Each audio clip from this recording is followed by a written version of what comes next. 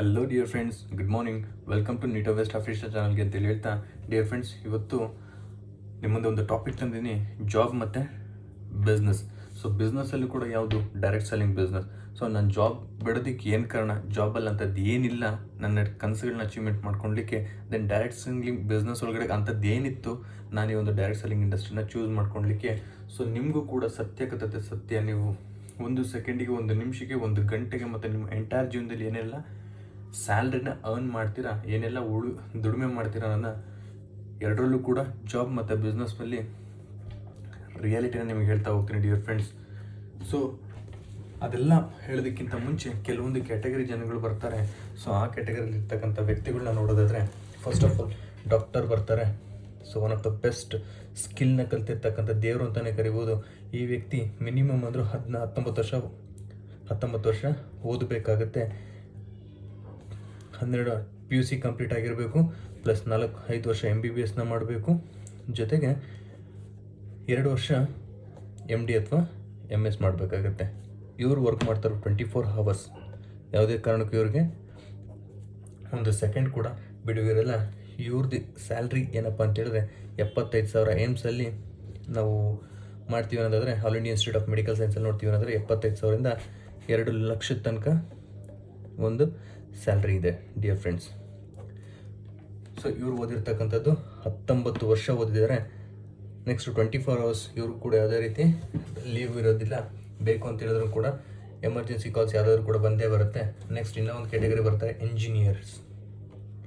Dear friends, ಯಾರು ಬಾಯಲ್ಲಾದರೂ ಕೇಳಿ ನಾನು ಇಂಜಿನಿಯರಿಂಗ್ ಮಾಡಬೇಕು ಅಂತ ಹೇಳ್ತಾರೆ. ಇವರು ಅಷ್ಟೇ 12 ಪಾಸ್ ಆಗಿರಬೇಕಾಗುತ್ತೆ, ಪ್ಲಸ್ JEE ಅಥವಾ JEE ಮೇನ್ಸ್ ಅಥವಾ JEE ಅಡ್ವಾನ್ಸ್ನ ಎಕ್ಸಾಮ್ಸ್ನ ಬರೆಯೋದ್ರ ಮುಖಾಂತರ 4 ಇಯರ್ಸ್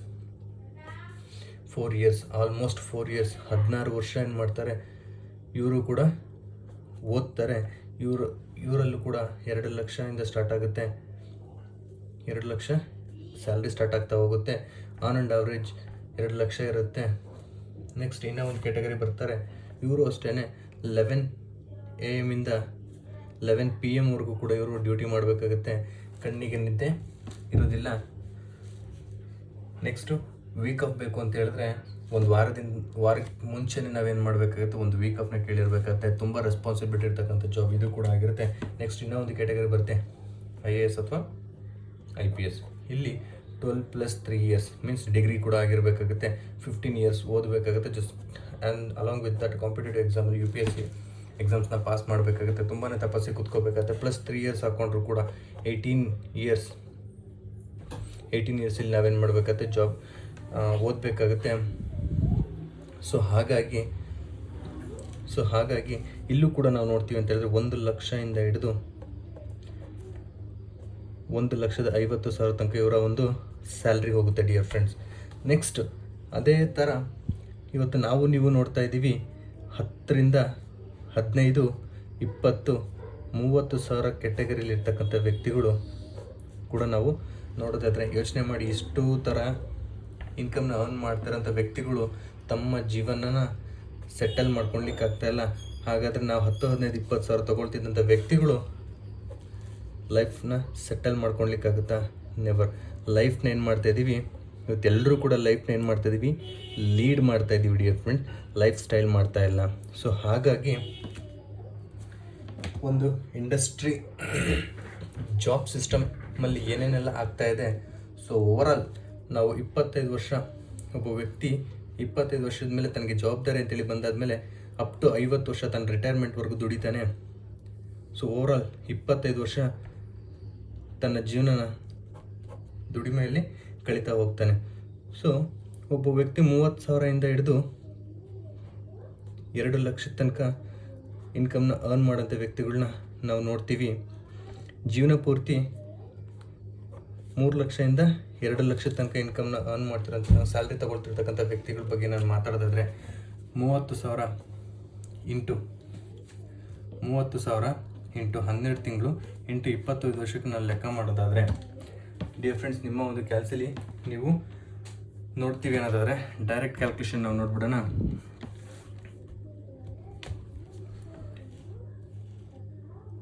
35,000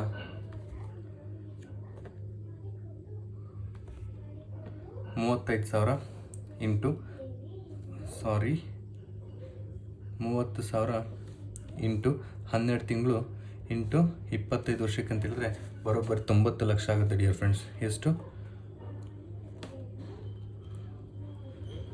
90 ಲಕ್ಷ ಆಗುತ್ತೆ. ಅದೇ 2 ಲಕ್ಷ ತೊಗೊಳ್ತಿರ್ತಕ್ಕಂಥ ವ್ಯಕ್ತಿ ನಾವು ನೋಡೋದಾದರೆ ಇಂಟು 12 ಇಂಟು 25 ವರ್ಷಕ್ಕೆ ಹಾಕಿದ್ರೆ 2 ಲಕ್ಷ ಇಂಟು 12 ಇಂಟು ಟೋಟಲಿ 25 ವರ್ಷಕ್ಕೆ ನೋಡೋದಾದರೆ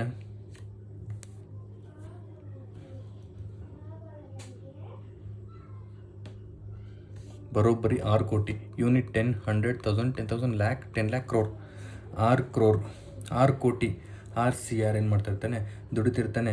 ಆ ವ್ಯಕ್ತಿ 25 ವರ್ಷಕ್ಕೆ ಒಂದು ದಿನಕ್ಕೆ 8 ಅವರ್ ಡ್ಯೂಟಿ ಮಾಡಿದ್ರು, on an average 8 hour duty ಮಾಡಿದ್ರು, ತಿಂಗಳಿಗೆ 30 ದಿನ 240 ಗಂಟೆ ಕೆಲಸ 240 ಗಂಟೆ ಒಂದು ತಿಂಗಳಿಗೆ ದುಡಿತಾನೆ. ಇಂಟು 12 ತಿಂಗಳಿಗೆ ಅನ್ನೋದಾದರೆ 2880 ಆಗುತ್ತೆ.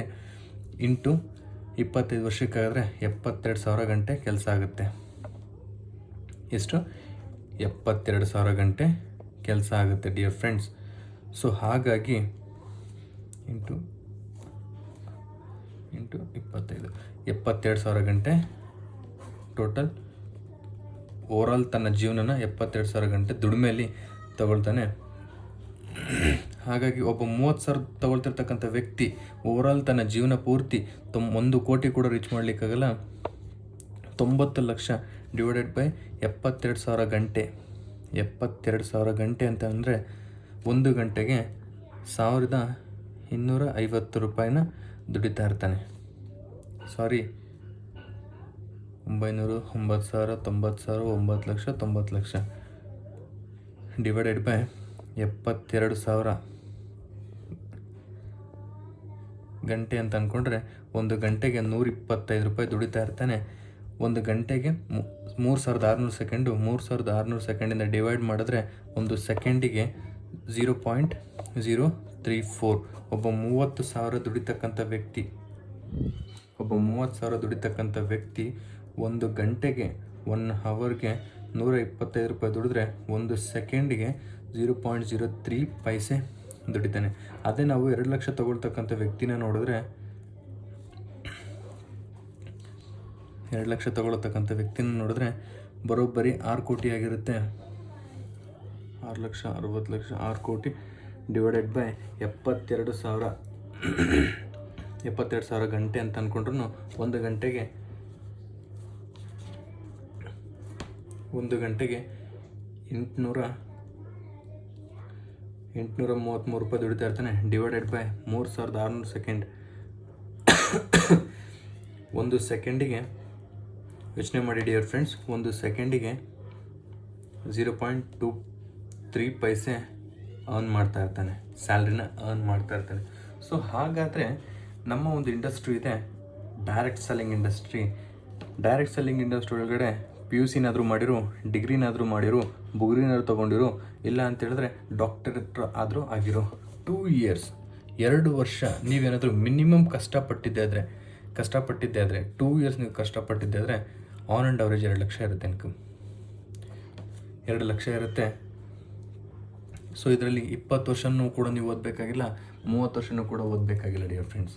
ಸೊ ನೀವು ಮಾಡಬೇಕಾಗಿರೋದು 2 ವರ್ಷ ಇಲ್ಲಿ ಹಾರ್ಡ್ ವರ್ಕ್ ಮಾಡಿದ್ರೆ ನಿಮ್ಮ ಒಂದು ಇನ್ಕಮ್ ಇರುತ್ತೆ, 2 ಲಕ್ಷ ಇನ್ಕಮ್ ಇರುತ್ತೆ. ಅದೇ 2 ಲಕ್ಷ ಅಂತ ಅಂದ್ಕೊಂಡ್ರೆ 2 ಲಕ್ಷ ಇಂಟು 12 ತಿಂಗಳು ಇಂಟು 25 ವರ್ಷಕ್ಕೆ ಅಂತೇಳಿ ನೋಡೋದಾದರೆ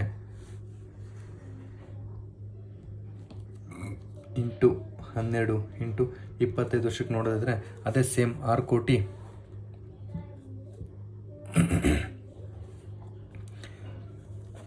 6 ಕೋಟಿ ಒಂದು ಓವರಾಲ್ ನಿಮ್ಮ 25 ವರ್ಷದಿರುತ್ತೆ. ನೆಕ್ಸ್ಟ್ ಇದನ್ನು ಕೂಡ ನಾವು ಡಿವೈಡ್ ಮಾಡೋದಾದರೆ ಡಿವೈಡೆಡ್ ಬೈ 7,72,000 ಈಕ್ವಲ್ಸ್ 833 ಗಂಟೆ ಡಿವೈಡೆಡ್ ಬೈ 3,600 ಸೆಕೆಂಡ್ಸ್. 3,600 ಸೆಕೆಂಡ್ ಅಂತ ಹೇಳಿದ್ರೆ ಇವರು ಕೂಡ ಅಷ್ಟೇ 0.23 ಪೈಸೆನ ಅರ್ನ್ ಮಾಡ್ತಾ ಇರ್ತಾರೆ ಒಂದು ಸೆಕೆಂಡಿಗೆ. ಹಾಗಾದರೆ 7 ವರ್ಷ ನಾವೇನಾದರೂ ಇದೇ ಒಂದು 7ರಿಂದ 10 ವರ್ಷ 5 ವರ್ಷ 7 ವರ್ಷ ಕೆಲಸ ಮಾಡಿರ್ತಕ್ಕಂಥ ವ್ಯಕ್ತಿ ಇವತ್ತು ಇನ್ಕಮ್ ತಗೋತಾ ಇದ್ದಾರೆ 42 ಲಕ್ಷ.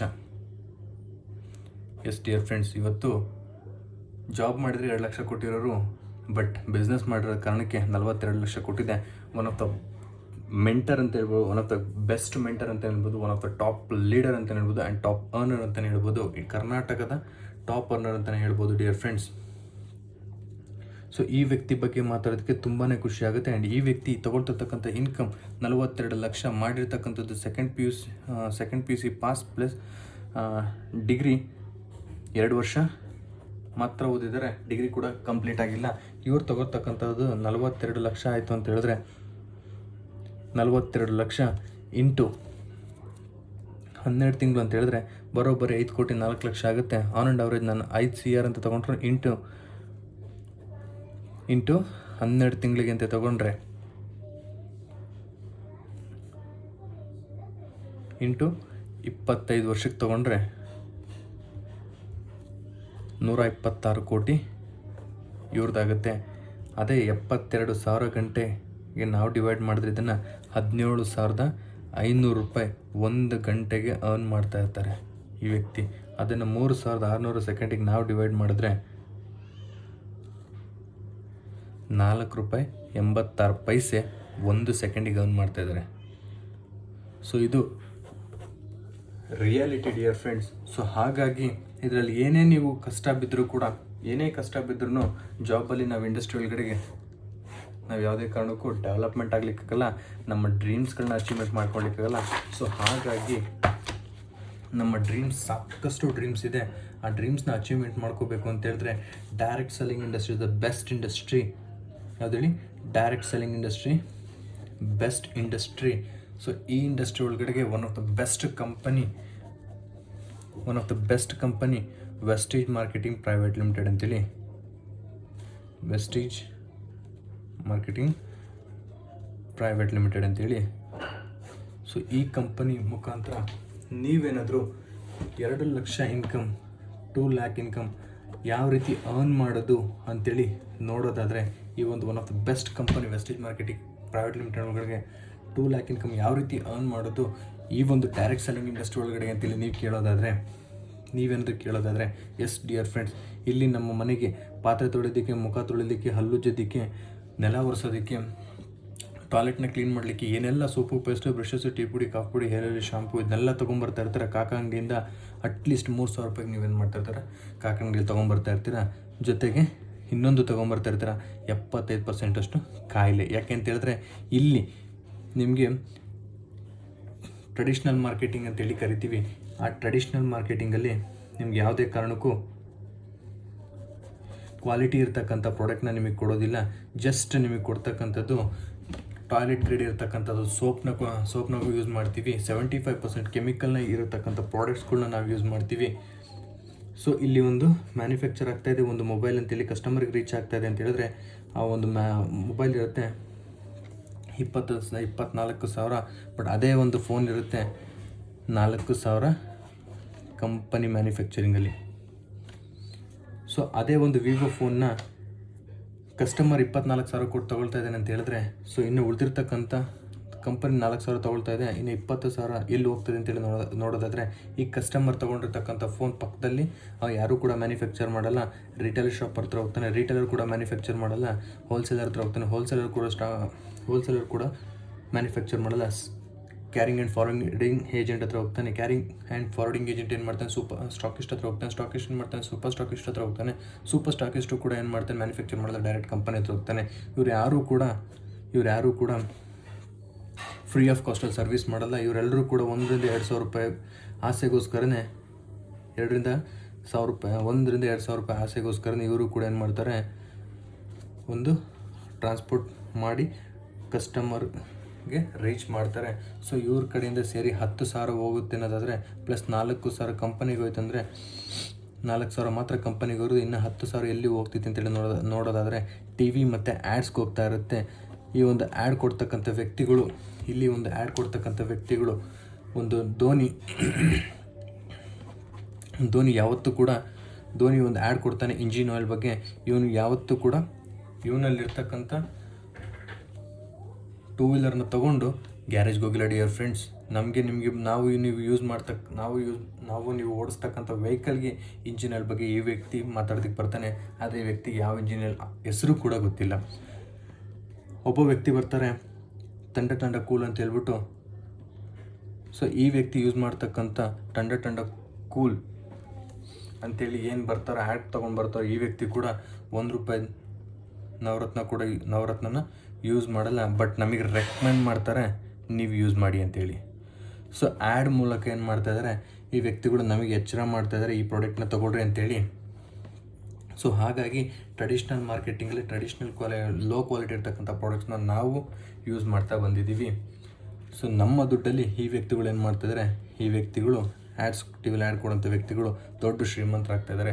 ಹಾಗಾಗಿ ಇದಕ್ಕೆ ಡೆಡ್ ಆಪೋಸಿಟಾಗಿ ಬಂದಿರತಕ್ಕಂಥದ್ದೇ ಡೈರೆಕ್ಟ್ ಸೆಲ್ಲಿಂಗ್. ಇದಕ್ಕೆ ತುಂಬಾ ಇತಿಹಾಸ ಇದೆ. ಇಡೀ ವರ್ಲ್ಡಲ್ಲಿ 153 ವರ್ಷದ ಇತಿಹಾಸ, ಬಟ್ ಭಾರತದಲ್ಲಿ ಇಂಡಿಯಾದಲ್ಲಿ 50 ವರ್ಷದ ಇತಿಹಾಸ ಇರತಕ್ಕಂಥ ಒಂದು ಇಂಡಸ್ಟ್ರಿ. ಸೊ ಈ ಇಂಡಸ್ಟ್ರಿ ಯಾವ ರೀತಿ ವರ್ಕ್ ಮಾಡುತ್ತೆ ಅಂತ ಹೇಳಿ ನೋಡೋದಾದರೆ, ಅದೇ 24,000ಕ್ಕೆ ಒಂದು ವಿವೋ ಮೊಬೈಲ್ ಸಿಗ್ತಾ ಇದೆ ಅಂತ ಹೇಳಿದ್ರೆ ಕಂಪನಿಲಿ ಮ್ಯಾನುಫ್ಯಾಕ್ಚರ್ ಆಗ್ತಾ ಇರೋದು ಕೂಡ 4,000ಕ್ಕೆ ಮ್ಯಾನುಫ್ಯಾಕ್ಚರ್ ಆಗ್ತಾ ಇರುತ್ತೆ. ಬಟ್ ಇಲ್ಲಿ ಏನೆಲ್ಲ 20,000 ಫೋಲ್ ಆಗ್ತಾ ಇತ್ತು, 20,000 ನಮ್ಮ ಯೂಸ್ ಮಾಡ್ತಕ್ಕಂಥ ಕಸ್ಟಮರ್ ದುಡ್ಡಿಂದ ಏನು ಡೆವಲಪ್ ಆಗ್ತಾ ಇದ್ರು. ಸೊ ಅಂಥ ವ್ಯಕ್ತಿಗಳಿಗೆ ಹೋಗ್ತಕ್ಕಂಥ ಅಮೌಂಟ್ ಏನು ಮಾಡುತ್ತೆ, ಡಿಸ್ಟ್ರಿಬ್ಯೂಟರ್ಗೆ ಡಿಸ್ಟ್ರಿಬ್ಯೂಟ್ ಮಾಡ್ತಾ ಹೋಗುತ್ತೆ. ಸೊ ಹಾಗಾಗಿ ಈ ವ್ಯಕ್ತಿ ಏನು ಮಾಡ್ತಾನೆ, ಬೆಳೀತಾ ಹೋಗ್ತಾನೆ. ಸೊ ಇಲ್ಲಿ ಏನಿಲ್ಲ ಅಂತ ಹೇಳಿದ್ರು ಇದಕ್ಕೆ ಡೇಟಾ ಆಪೋಸಿಟಾಗಿ ಬಂದಿರತಕ್ಕಂಥ ಡೈರೆಕ್ಟ್ ಸೆಲ್ಲಿಂಗ್ ಇಂಡಸ್ಟ್ರಿ ಒಳಗಡೆಗೆ one of the best company Vestige marketing private limited ಅಂತೇಳಿ. ಈ ವೆಸ್ಟೀಜ್ ಮಾರ್ಕೆಟಿಂಗ್ ಪ್ರೈವೇಟ್ ಲಿಮಿಟೆಡ್ ಅಂತೇಳಿ ಈ ಕಂಪನಿ ಒಳಗಡೆಗೆ ಇದು ಒಂದು ಡೈರೆಕ್ಟ್ ಸೆಲ್ಲಿಂಗ್ ಇಂಡಸ್ಟ್ರಿ ಒಳಗಡೆ ಇರ್ತಕ್ಕಂಥ ಒಂದು ಬೆಸ್ಟ್ ಕಂಪನಿ. 36th ರ್ಯಾಂಕಿಂಗಲ್ಲಿ ಡೈರೆಕ್ಟ್ ಸೆಲ್ಲಿಂಗ್ ನ್ಯೂಸಲ್ಲಿ ಇರ್ತಕ್ಕಂಥ ಒಂದು ಕಂಪನಿ. 9 ಕಂಟ್ರಿ ಒಳಗಡೆ ಲಾಂಚ್ ಆಗಿರ್ತಕ್ಕಂಥ ಕಂಪನಿ. 2004ರಲ್ಲಿ ಸ್ಟಾರ್ಟ್ ಆದಂಥ ಒಂದು ಹಳೆಯ ಕಂಪನಿ. ಸ್ಟೆಬಿಲಿಟಿ ಹೈಲಿ ಸ್ಟೇಬಲ್ ಆಗಿ ನಿಂತಿರ್ತಕ್ಕಂಥ ಕಂಪನಿ. ಸೊ ಈ ಕಂಪನಿ ಒಳಗಡೆಗೆ ನಾವು ನೋಡ್ತಾ ಹೋಗ್ತೀವಿ ಅಂತ ಹೇಳಿದ್ರೆ ಇನ್ಕಮ್ನ ಕೊಡ್ತಾ ಹೋಗುತ್ತೆ. ಇಲ್ಲಿ ಯಾವುದು ಆ್ಯಡ್ ಮುಖಾಂತರ ಹೋಗಿ ವೇಸ್ಟ್ ಆಗ್ತಿದ್ದಂಥ ಈ ವ್ಯಕ್ತಿಗಳು, ಶ್ರೀಮಂತರಾಗ್ತಿದ್ದಂಥ ವ್ಯಕ್ತಿಗಳಿಗೆ ಹೋಗ್ತಿದ್ದಂಥ ಅಮೌಂಟ್ ಏನಾಗುತ್ತೆ, ಡೈರೆಕ್ಟಾಗಿ ಡಿಸ್ಟ್ರಿಬ್ಯೂಟರ್ ಕೊಡ್ತಾನೆ. ಈ ಡಿಸ್ಟ್ರಿಬ್ಯೂಟರ್ ಕೊಟ್ಟಾಗ ಏನಾಗ್ತಾನೆ, ಈ ಡಿಸ್ಟ್ರಿಬ್ಯೂಟರ್ ಹೈಲಿ ಸಕ್ಸಸ್ಫುಲ್ ಆಗ್ತಾನೆ. ಸೊ ಆ ಒಂದು ಇನ್ಕಮ್ ಬಗ್ಗೆ ನೋಡೋದಾದರೆ 9 ಥರ ಇನ್ಕಮ್ನ ಕೊಡುತ್ತೆ. ರಿಟೇಲ್ ಪ್ರಾಫಿಟ್ 10 to 20% ಅಂತೇಳಿ ಕೊಡುತ್ತೆ. ಡೈರೆಕ್ಟರ್ ಪರ್ಫಾರ್ಮೆನ್ಸ್ ಬೋನಸ್ ಅಂತೇಳಿ 5 to 16% ತನಕ ಕೊಡುತ್ತೆ. ಡೈರೆಕ್ಟರ್ ಬೋನಸ್ ಅಂತ ಬ್ರಾಂಚ್ ಡೈರೆಕ್ಟರ್ ಬೋನಸ್ ಅಂತೇಳಿ ಕೊಡುತ್ತೆ, 15% ಕೊಡುತ್ತೆ. ಲೀಡರ್ಶಿಪ್ ಓವರ್ ರೈಡಿಂಗ್ ಬೋನಸ್ ಅಂತೇಳಿ 18% ಕೊಡುತ್ತೆ. ಜೊತೆಗೆ ಟ್ರಾವೆಲ್ ಫಂಡ್ ಅಂತೇಳಿ 3%ನ ಕೊಡೋದಾದರೆ ಕಾರ್ನ ತೊಗೊಳ್ಳಲಿಕ್ಕೆ 5% ಕೊಡುತ್ತೆ. ಜೊತೆಗೆ ಹೌಸ್ ಫಂಡ್ ಕೊಡುತ್ತೆ 3%. ಜೊತೆಗೆ ಎಲೀಟ್ ಕ್ಲಬ್ ಬೋನಸ್ ಅಂತೇಳಿ 2% ಕೊಡ್ತಾ ಹೋಗುತ್ತೆ. 9 ಥರದ ಇನ್ಕಮ್ನ ಈ ಒಂದು ಡೈರೆಕ್ಟ್ ಸೆಲ್ಲಿಂಗ್ ಇಂಡಸ್ಟ್ರಿ ಒಳಗಡೆ ಇರ್ತಕ್ಕಂಥ company Vestige marketing private limited ಕೊಡ್ತಾ ಹೋಗುತ್ತೆ. 1, 2, 3, 4, 5, 6, 7, 8. ಇನ್ನೊಂದು ಟೀಮ್ ಬಿಲ್ಡಿಂಗ್ ಬೋನಸ್ ಅಂತೇಳಿ 2% ಕೊಡ್ತಾ ಹೋಗುತ್ತೆ ಡಿಯರ್ ಫ್ರೆಂಡ್ಸ್. ಈ 9 ಥರ ಇನ್ಕಮ್ನ ಈ ಒಬ್ಬ ಡಿಸ್ಟ್ರಿಬ್ಯೂಟರ್ಗೆ ಕೊಡ್ತಾ ಹೋಗೋ ಕಾರಣದಿಂದ ನಾವೇನು ಮಾಡ್ತೀವಿ, ಇನ್ಕಮ್ನ ಅರ್ನ್ ಮಾಡ್ಬೋದು. ಇನ್ಕಮ್ ಯಾವ ರೀತಿ ಅರ್ನ್ ಮಾಡೋದು ಅಂತೇಳಿ ನೋಡೋದಾದರೆ ಡಿಯರ್ ಫ್ರೆಂಡ್ಸ್, ಇನ್ಕಮ್ ಯಾವ ರೀತಿ ನಾವು ಅರ್ನ್ ಮಾಡ್ತೀವಿ ಅಂತೇಳಿ ನೋಡೋದಾದರೆ, ಈ ಕಂಪನಿಗೆ ಜಾಯ್ನ್ ಆಗಬೇಕಾಗುತ್ತೆ. ಕಂಪನಿ ಫ್ರೀ ಆಫ್ ಕಾಸ್ಟಲ್ಲಿ ಜಾಯ್ನ್ ಮಾಡಿಕೊಡ್ತಾ ಇದೆ. ಆಧಾರ್ ಕಾರ್ಡ್, ಬ್ಯಾಂಕ್ ಪಾಸ್ಬುಕ್ ಮತ್ತು ಪ್ಯಾನ್ ಕಾರ್ಡ್ನ ತೊಗೊಳೋದ್ರ ಮುಖಾಂತರ ಫ್ರೀಯಾಗಿ ಜಾಯ್ನಿಂಗ್ ಮಾಡಿಕೊಡುತ್ತೆ. ನಿಮ್ಮ ಮನೆಗೆ ಬೇಕಾಗಿರ್ತಕ್ಕಂಥ ಸೋಪು, ಪೇಸ್ಟು, ಬ್ರಷಸ್, ಟೀ ಪುಡಿ, ಕಾಫಿ ಪುಡಿ, ಹೇರ್ ಆಯಿಲ್, ಶಾಂಪು, ಇಲ್ಲಿರ್ತಕ್ಕಂಥ ಪದಾರ್ಥ ನೀವೆಲ್ಲಿ ತರ್ತಾಯಿದ್ರಿ, ಕಾಕಾ ಅಂಗಡಿ, ಕಿರಾಣಿ ಅಂಗಡಿ ಮತ್ತು ಶೆಟ್ರ್ ಅಂಗಡಿಲಿ ತೊಗೊಂಬರ್ತಾಯಿದ್ರಿ. ಈ ರೀತಿ ತೊಗೊಂಬರ್ತಾಯಿದ್ರಿ. ಜೊತೆಗೆ ಅವರು ಒಂದು ಕೊಡ್ತಾಯಿದ್ರು, ಏನು ಅಂತ ಹೇಳಿದ್ರೆ 75% ಅಷ್ಟು ಖಾಯಿಲೆ. ಯಾಕೆ ಅಂತ ಹೇಳಿದ್ರೆ ಅಲ್ಲಿರ್ತಕ್ಕಂಥ ಕ್ವಾಲಿಟಿ ಪದಾರ್ಥಗಳು ಯಾವುವೂ ಇಲ್ಲ. ಸೊ ಹಾಗಾಗಿ ಯಾವುದೂ ಕೂಡ ಕ್ವಾಲಿಟಿ ಇರತಕ್ಕಂಥದ್ದು. ನೀವೊಂದು ಸೋಪ್ ತಗೊಂಡು ಹಿಂದೆ ಮುಂದೆ ನೀವು ಚೆಕ್ ಮಾಡ್ತೀವಿ ಅಂತ ಹೇಳಿದ್ರೆ ಯಾವ ಕ್ವಾಲಿಟಿ ಸೋಪ್ ಕೊಟ್ಟಿದ್ದಾರೆ ಅಂತೇಳಿ ಗೊತ್ತಾಗುತ್ತೆ. ಒಂದು ಟೈಮ್ ನೀವು ಬ್ರಷ್ ಮಾಡೋದ್ರಿಂದ 9 ಸಿಗರೇಟ್ ಸೇದಿದಾಗ ಏನೆಲ್ಲ ನಿಕೋಟಿನ್ ಹೋಗುತ್ತೋ 18 mg ಅಷ್ಟು ನಿಕೋಟಿನ್ ನಮ್ಮ ಬಾಡಿಗೆ ಹೋಗುತ್ತೆ, ಅದರಿಂದ ಕ್ಯಾನ್ಸರ್ ಬರುತ್ತೆ. ಸೊ ಈ ರೀತಿಯಾದಂಥ ಪ್ರಾಡಕ್ಟ್ಗಳನ್ನ ನಾವು ಕಿರಾಣಿ ಅಂಗಡಿ, ಹೋಲ್ಸೇಲ್ ಅಂಗಡಿ ಪಕ್ಕದಲ್ಲಿರ್ತಕ್ಕಂಥ ಅಂಗಡಿಯಿಂದ ನಾವೇನು ಮಾಡ್ತೀವಿ ತರ್ತಾ ಇದ್ದೀವಿ. ಸೊ ಈ ಕಂಪನಿ ಮುಖಾಂತರ ವೆಸ್ಟೀಜ್ ಮಾರ್ಕೆಟಿಂಗ್ ಪ್ರೈವೇಟ್ ಲಿಮಿಟೆಡ್ ಈ ಕಂಪನಿ ಮುಖಾಂತರ ನೀವು ತೊಗೊಂಬರೋದ್ರಿಂದ ನಿಮಗೆ ಹೆಲ್ತ್ ಯೂಸ್ ಮಾಡೋದ್ರಿಂದ ಹೆಲ್ತ್ ಸಿಗುತ್ತೆ. ಅದೇ ರೀತಿ ರೆಕಮೆಂಡ್ ಮಾಡೋದ್ರಿಂದ ನಿಮಗೆ ಇನ್ಕಮ್ ಸಿಗುತ್ತೆ ಡಿಯರ್ ಫ್ರೆಂಡ್ಸ್. ಇಲ್ಲಿ ನೀವೇನು ಮಾಡ್ತೀರಪ್ಪ ಅಂತ ಮಾಡ್ತಕ್ಕಂಥ ಕೆಲಸ ಏನಪ್ಪ ಅಂತ ಹೇಳಿದ್ರೆ 4 ಜನ ನಿಮಗೆ ಗೊತ್ತಿರ್ತಕ್ಕಂಥ ವ್ಯಕ್ತಿಗಳನ್ನ ನೀವೇನು ಮಾಡ್ತೀರಾ, ಫ್ರೆಂಡ್ಸ್ ರಿಲೇಷನ್ನು, ಇಷ್ಟರಲ್ಲಿ 4 ಜನಗಳಿಗೆ ನೀವೇನು ಮಾಡ್ತೀರಾ ರೆಕಮೆಂಡ್ ಮಾಡಿ ಇವ್ರ ಮನೆಗೆ ಬೇಕಾಗಿರ್ತಕ್ಕಂಥ 3,000 ರೂಪಾಯಿ ಪ್ರಾಡಕ್ಟ್ನ ನೀವೇನು ಮಾಡ್ತೀರಾ ಕೊಡಿಸ್ತೀರಾ ಡಿಯರ್ ಫ್ರೆಂಡ್ಸ್. 3,000 ಅಂತ ಹೇಳಿದ್ರೆ ಆ ಫಸ್ಟ್ ವೀಕಲ್ಲಿ ನೀವು ಮಾಡ್ತಕ್ಕಂಥ ಕೆಲಸ ಇದಾಗಿರುತ್ತೆ. ಸೊ 5 4 3 12 ಪ್ಲಸ್ ಒಂದು 3,000 ನೀವು ತೊಗೊಂಡಿರ್ತಕ್ಕಂಥದ್ದು ಟೋಟಲಿ 15,000 ಬಿಸ್ನೆಸ್ ಆಗಿರುತ್ತೆ. ಸೊ ಈ ವ್ಯಕ್ತಿಗಳಿಗೆ ಗೊತ್ತಿರ್ತಕ್ಕಂಥ ವ್ಯಕ್ತಿಗಳು 4 ಜನ ಜಾಯಿನ್ ಮಾಡಿರ್ತೀರ, 4 16 ಆಗುತ್ತೆ. ಇದು ಮಾಡ್ತಕ್ಕಂಥದ್ದು 2ನೇ ವಾರದಲ್ಲಿ. ಅಲ್ಲಿಗೆ ಫಸ್ಟ್ ವೀಕಲ್ಲಿ 3,000 ಇಂಟು 4 ಅಂತ ಹೇಳಿದ್ರೆ 12K ಪ್ಲಸ್ 3K ಟೋಟಲಿ 15,000 ಆಗುತ್ತೆ.